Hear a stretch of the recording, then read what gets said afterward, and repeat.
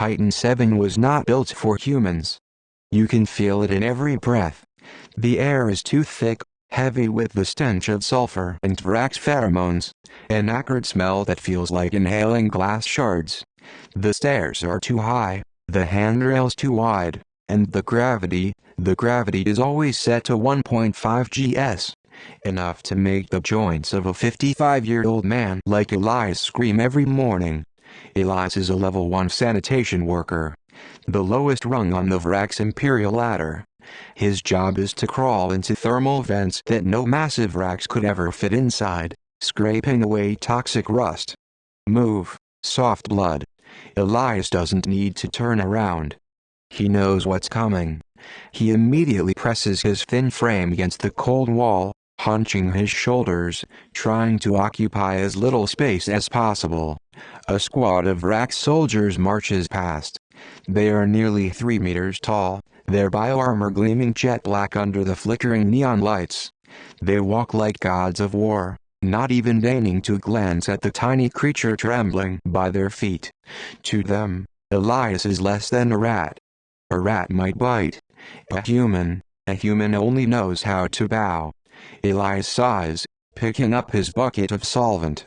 He doesn't feel shame. Shame is a luxury he discarded 10 years ago, the day he signed away his life to pay for his granddaughter's medical treatment in Sector 4. Just 2 more years, he mutters, looking at the faded hologram in his cracked palm. 2 more years, and I can buy a ticket home.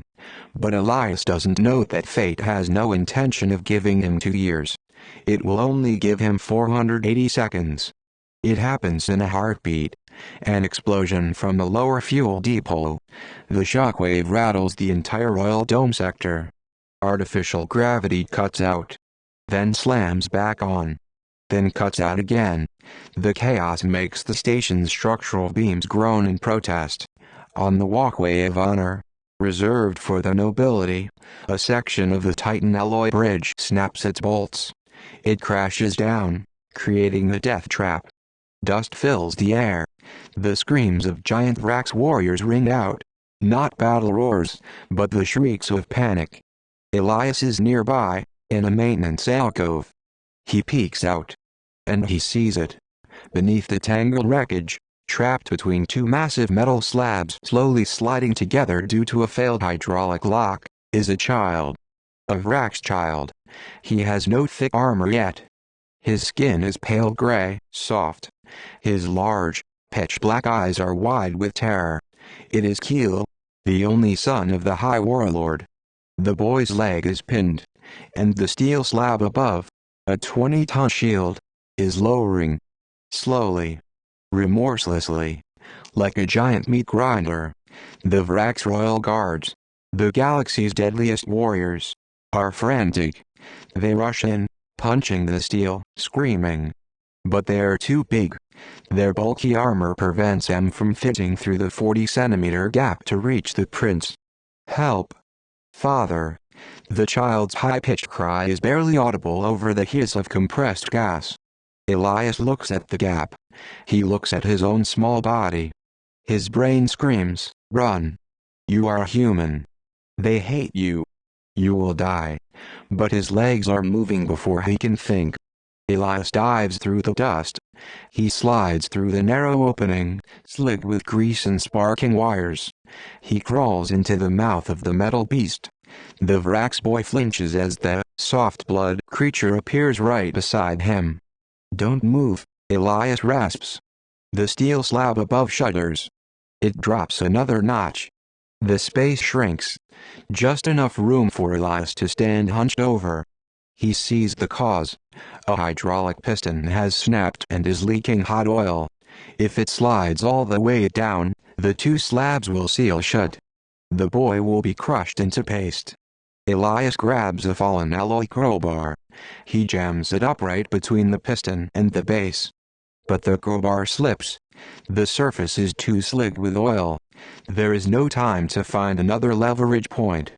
Elias does the only thing he can think of. He turns his back to the piston, presses his chest against the crowbar, and uses his own thin back as the friction point against the opposing steel wall. He turns his body into a living wedge. The moment the weight slams down, Elias hears his right collarbone snap. The sound is dry, like a breaking twig, but the pain is like a nuclear detonation in his shoulder. The crowbar crushes into his chest, and his back is ground against the searing steel wall. The slab stops. It halts on the shoulders of a janitor. From outside the gap, High Warlord Vrax has just arrived. He sees the sight. A tiny human creature, shaking violently, using his pathetic strength to fight the compression force of an entire hydraulic system. Human. The warlord roars, his voice trembling. Hold it. Rescue is coming. Elias cannot answer. Blood is welling up in his throat. Hydraulic oil, heated to 200 degrees Celsius, begins to spray from the broken piston. It jets directly onto Elias's back. His orange hazmat suit melts, fusing to his skin. Then his flesh begins to burn. The smell of charred meat mixes with the metallic tang of blood in the confined space. The pain goes beyond the threshold of endurance. Elias's eyes roll back. He wants to let go. Just relax the knees, and it will all be over. No more pain. But then, a small, cold hand touches his arm. The Vrax child. Keel. He is crying, but he is holding onto Elias. Elias opens one eye, looking down. In the alien child's black eyes, he sees no contempt. He sees pure fear, and he sees the image of his own granddaughter. "It's okay," Elias whispers, blood dripping from the corner of his mouth onto the steel floor. I am a good wedge. I am sturdy, little one." Minute 3. Elias's fourth and fifth ribs fracture. His left lung is punctured. Every breath is now a knife slicing through his chest.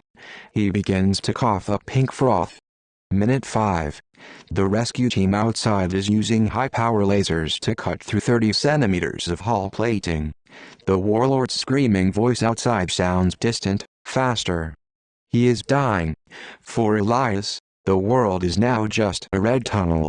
He can no longer feel his back. The nerves have been burned away.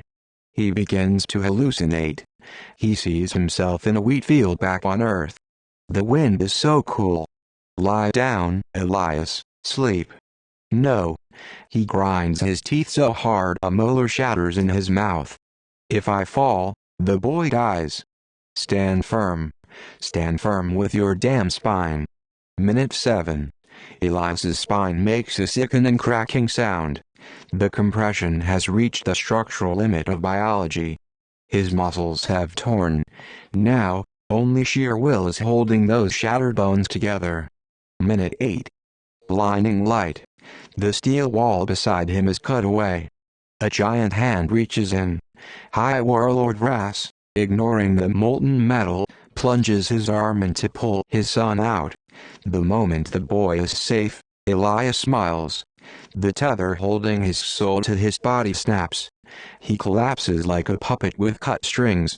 The 20-ton slab slams down a split second later, missing his heels by millimeters. Darkness swallows Elias. He has finished his shift. When Elias opens his eyes, the first thing he sees is not the rusted ceiling of the slums. It is light. Soft, pure light radiating from a crystal dome. He is lying in a recovery pod filled with emerald fluid. The pain is gone, replaced by a strange numbness along his spine. The glass of the pod slides open. Elias tries to sit up. He realizes his body feels different. The scars are faded, and his back, he feels a strange, new strength there. Do not move too fast, Iron Spine. A deep, resonant voice shakes Elias's chest. He looks up. Standing there, right beside his bed, is High Warlord Vrax. But not in blood-stained battle armor. He is wearing ceremonial robes of silver and white, the colors of peace and reverence.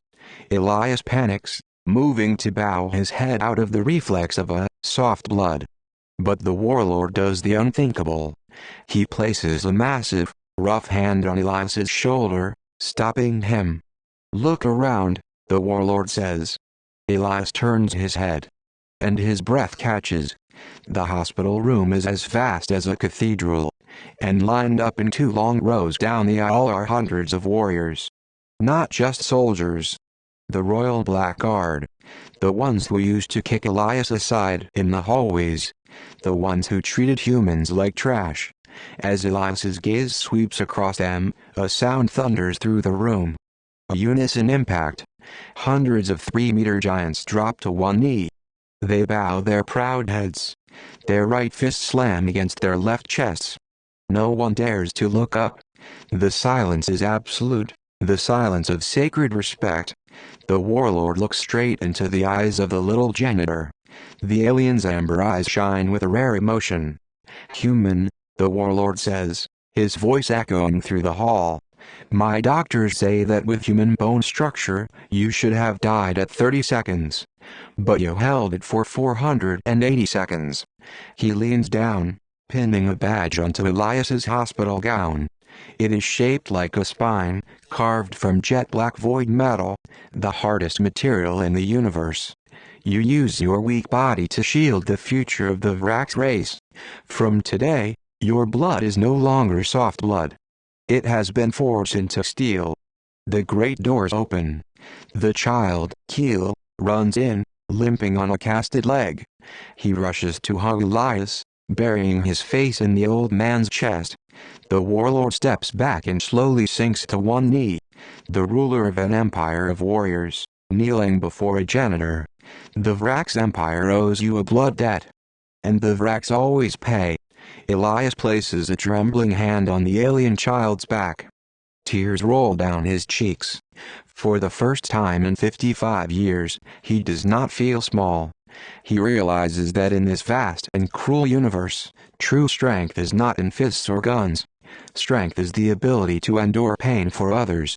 And on that day, the invisible man of Titan 7 became the tallest mountain.